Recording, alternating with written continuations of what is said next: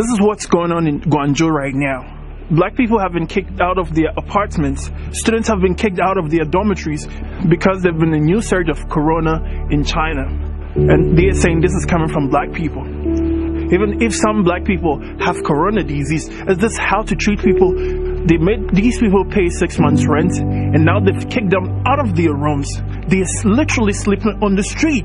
This is not how to treat people.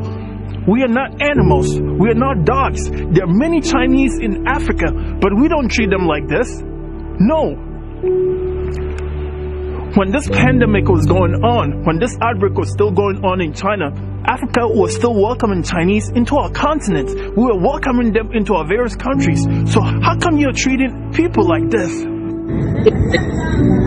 Brenda, not her real name, has been living in China since 2017. Earlier this week, she was kicked out of her home without any explanation. And just like any other person in a foreign country, the embassy is usually the next resort. For her, it was the Kenyan embassy. I didn't have a place to go. I had to sleep outside. Yes, I did sleep outside. The next day they came.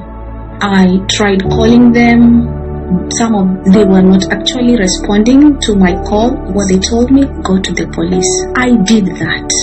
After staying at the police station for a maximum of 3 good hours, they told me that we are sorry, we cannot help.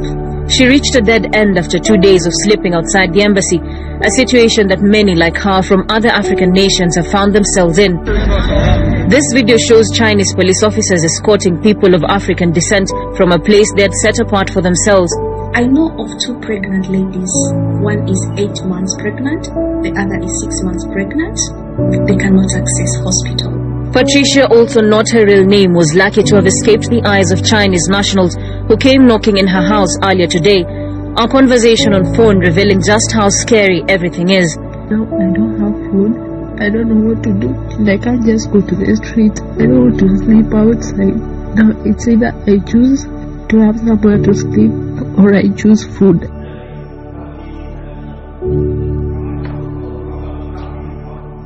So our landlord gave us an hour quick notice. Can you imagine?